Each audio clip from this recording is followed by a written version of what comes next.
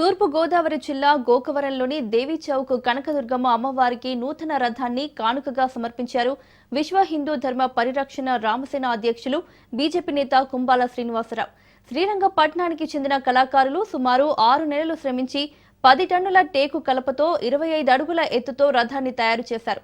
108 దేవతామూర్తుల స్వరూపంతో దసరా నవరాత్రుల అనంతరం అమ్మవారిని ఊరేగించేందుకు ఈ రథాన్ని చేయించడం జరిగిందని చెబుతున్న కంబాల శ్రీనివాసరావుతో మా ప్రతినిధి Satish face to face. Ramasena స్థాపించి 3 సంవత్సరాలు కావస్తున్న సమయంలో ఇప్పటికి 10 కోట్ల పైనే ఈ 3 నియోజకవర్గాల్లో కూడా ఖర్చు పెట్టిన ఘనత మన కంబాల శ్రీనివాసరావు గారని చెప్పవచ్చు. కాకపోతే ఈ నియోజకవర్గాల్లో పుట్టిన వాళ్ళు చాలా అదృష్టవంతులుగా భావిస్తున్నారని చెప్పి ఇక్కడ ప్రజానికి కూడా చెబుతుంది. సంబంధించి ఆ టెంపుల్కి అనేక విధమైన సేవా కార్యక్రమాలు చేస్తున్నారు. అలాగే ఈరోజు రథాన్ని కూడా ఇక్కడ చాలా ప్రాముఖ్యత ఉందని చెప్పవచ్చు. అదే కంబాల శ్రీనివాసరావు అంటే ఊరు ప్రజలు కూడా చాలా ఆనందంగా పడేలాగా రథం చూస్తుంటేనే మాకే గంగులిస్తుంది. అలా ఊరి ప్రజలు కూడా రథోత్సవం ఎలా ఉంటుంది అంటారు. అలా ఖర్చు ఎంత అయిందంటారు? ఈ సంవత్సరం చాలా విశిష్టమైన సంవత్సరంగా చెప్పుకోవచ్చు. ఎందుకంటే మా దేవీ చౌక్ ఎవరైతే మల్లీశ్వర స్వామివారి సమేత కనకదుర్గాదేవి అమ్మవారు ఉన్నారో అది చాలా ప్రాశస్యమైన దేవాలయం, చాలా ప్రాముఖ్యత కలిగి చుట్టుపక్కల మండలాలన్నింటికి కూడా చాలా అత్యంత ప్రాముఖ్యత కలిగిన దేవాలయం. దాని యొక్క ప్రధాన అర్చకులు వల్లూరు జగన్నాథ శర్మ గారు నా పక్కన నుంచి ఉన్నారు.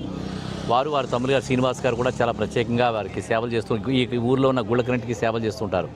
అయితే అమ్మవారికి నేను లాస్ట్ 2022 ఆ ప్రాంతాల్లో అమ్మవారికి కిరీటం కావాలనుకుంటే 21 లక్షలు పెట్టి కిరీటం చేయించాను. దాంట్లో 14 లక్షల రూపాయలు ఇచ్చాను. గోపురానికి కూడా వెండి 2 కేజీలు ఇవ్వడం జరిగింది.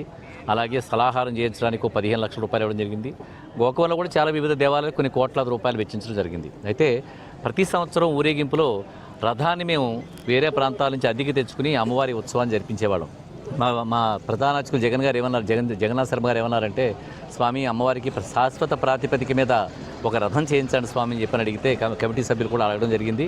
వెంటనే మేము రాష్ట్రంలో వివిధమైన ఆలయాలకు పంపించి నమూనాలు తెప్పించాం. చాలా కాకతాళీయంగా 15 లక్షల రూపాయల బడ్జెట్తో మేము రథాన్ని స్టార్ట్ చేయడం జరిగింది. అయితే శ్రీరంగపట్నం నుంచి వచ్చిన తగరంపూడి శ్రీనివాస్ అనే మా బ్రహ్మంగారు ఎవరైతే రథం చేసిన ప్రధాన శిల్పి ఉన్నారో వారు అనుచరులు కలిపి 15 మందితో కలిసి రథం తయారు చేయడం జరిగింది. ఆయన ప్రతిరోజు కొత్త ఊహలతోటి కొత్త భావాలతోటి వచ్చి రథం చేయించమని చెప్పని అడుగుతుంటే నేను వారికి చాలా ఫ్రీ హ్యాండ్ ఇచ్చి నిధులు ఇవ్వడం జరిగింది.